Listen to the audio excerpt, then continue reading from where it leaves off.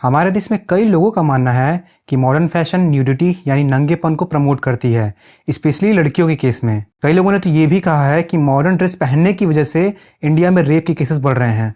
मगर इस चीज़ को अगर हम शुरुआत से देखें तो अपने शरीर को कपड़े से ढकना भारत के शुरुआती इतिहास में नहीं था। जैसे कि ब्रा, जो कि पहले इंडियन वार्डरोब का हिस्सा नहीं थी, यानी कि पहले की इंडियन वुमेन्स कभी इस चीज़ का इस्तेमाल ही नहीं किया करती थी।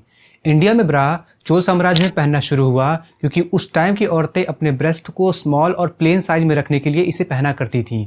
दूसरा रीज़न यह है कि उस टाइम की औरतों को सेक्स वीकर भी कहा जाता था क्योंकि उन्हें पीरियड्स जैसी कई सारी प्रॉब्लम को फेस करना पड़ता था।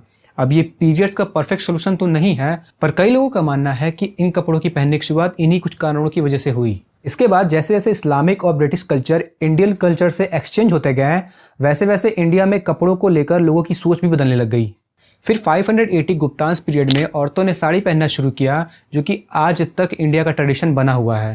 अब उस टाइम पर औरतों ने साड़ी पहनना इसलिए शुरू किया क्योंकि जो औरतें साड़ी पहनती थीं, लोग उन्हें अमीर घर का समझते थे। अब बात करें कि क्या सच में मॉडर्न फैशन न्यूडिटी को प्रमोट करती है या नहीं, तो ऐसा उनका मानना है जो कि छोटे कपड़े को वल्गैरिटी की नज़र से देखते हैं। सौरभ दे, जो कि 12 साल से इस फील्ड में काम कर रहे हैं, उनका कहना है कि न्यूडिटी जैसा चीज़ गलत नहीं है क्योंकि नेचर के द्वारा दिए गए सिर्फ इंसान ही हैं जो आज किसी तरह से अपने शरीर को ढकने का काम करते हैं। लेकिन वहीं अगर हम पेड़ पौधों या जानवरों को देखें तो वो आज भी वैसे ही दिखते हैं जैसा कि पहले दिखा करते थे। उनके लिए उनकी स्किन ही उनके कपड़ों का काम करती है।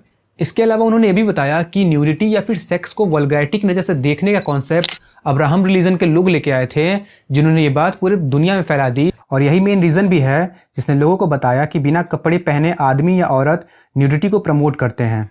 लेकिन वहीं अगर इसे हम आज के यूथ के पॉइंट ऑफ व्यू से बात करें तो वो इसे अपने सोशल स्टेटस से जोड़ के देखते हैं। उनका ऐसा मानना है कि हम खुद को मॉडर्न तभी दिखा सकते हैं जब हम मॉडर्न कपड़ा पहने।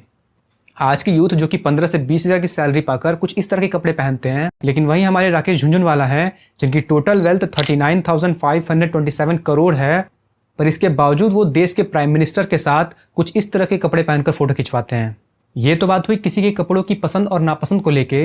अब बात करते हैं वीडियो के सबसे ज़्यादा इंपॉर्टेंट सवाल पर कि क्या सच में मॉडर्न ड्रेस पहनने से ही इंडिया में रेप के केसेस बढ़ रहे हैं। देखा जाए तो इंडिया में होने वाले रेप के कई रीज़न हैं, जैसे कि domestic violence, no public safety, less number of female police या सेक्स एजुकेशन।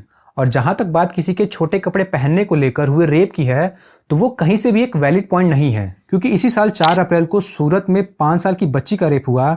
तो क्या उसकी वजह हम उसके पहने हुए कपड़े को कहें? और यही नहीं, अभी 2 दिन पहले 13 साल की बच्ची के साथ रेप हुआ, फिर 5 दिन पहले 13 साल की एक और बच्ची के साथ, उससे भी पहले 4 जून को 12 साल की बच्ची के साथ, फिर 17 जून को 16 साल की लड़की के साथ। ये सारी चीज़ें बताती हैं कि इंडिया में बढ़ रहे रेप का केस सिर्फ मॉडर्न फैशन ही नहीं है। कुछ लोग अपने टफनेस को इतना ज़्यादा बढ़ा लेते हैं कि उन्हें इन सब चीज़ों के अलावा कुछ और सूझता ही नहीं है, और उन्हें सख्त ज़रूरत है अपनी इस सोच को बदलने की। हमारी ये वीडियो आपको कैसी लगी हमें ज़रूर बताएं, और अगर आपको किसी और टॉपिक पर वीडियो चाहिए तो हमें वो भी बताएं। धन्यवाद।